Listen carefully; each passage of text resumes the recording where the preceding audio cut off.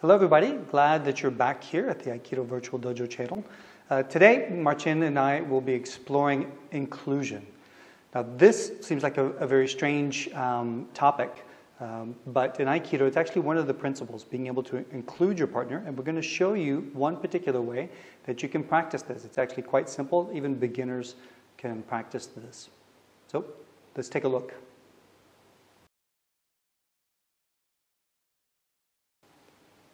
So the practice we want to propose you today is based on the very, very basic, simple exercise, which is the katate dori taino henko. Right? So we have a katate dori grip, and from here I will simply go to the side of the uke and finish with a taino henko.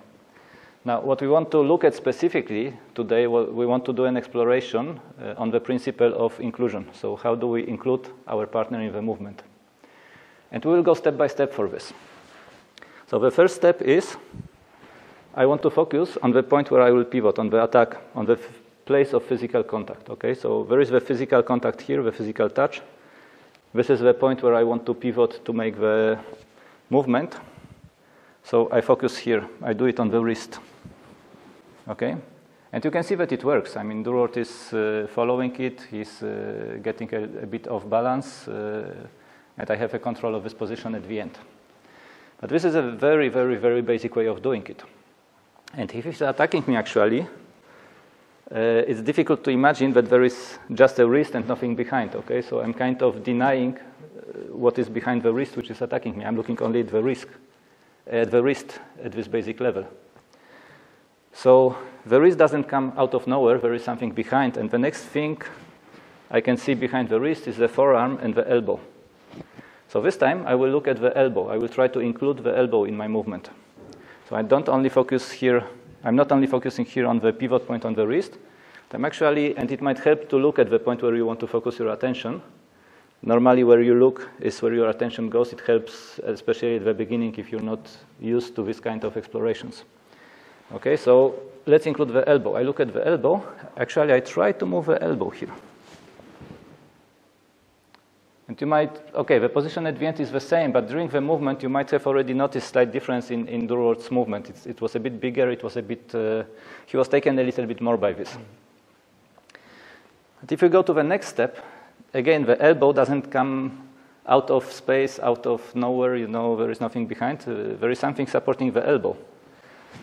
And if we follow the line, we have the wrist, the elbow, we have the shoulder.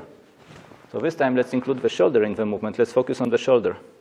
And let's take all three of them. So wrist, elbow, shoulder. So here you can see that there is already, we are getting closer to the center line. And as we are getting closer to the center line with a point of attention, we're having more impact. So Durward is already moving much more when I do this exercise. And I didn't change my physical movement. Okay, my physical movement is still the same. I do the same pivot on the foot, the same movement of arms, of wrists. I don't add anything on the physical level. I just redirect my attention to different points of Durward's body. So if we go here, the next step behind the shoulder is supported from the back, right? So let's include the back in the movement. And it can take already the uke a bit more off balance at the end. It's already moving a bigger part of his body.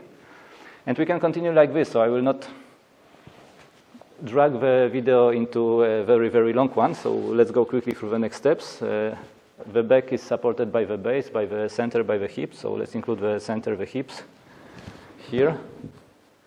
Okay, then we can go down to the feet. So next one would be including the whole of Durward's body, including his feet. And there you can see that he's even taken, he's losing balance, his feet are really like running away from the position. And the last step would be, I mean, we include not only the person, but let's say we kind of include the whole bubble in which both of us are present.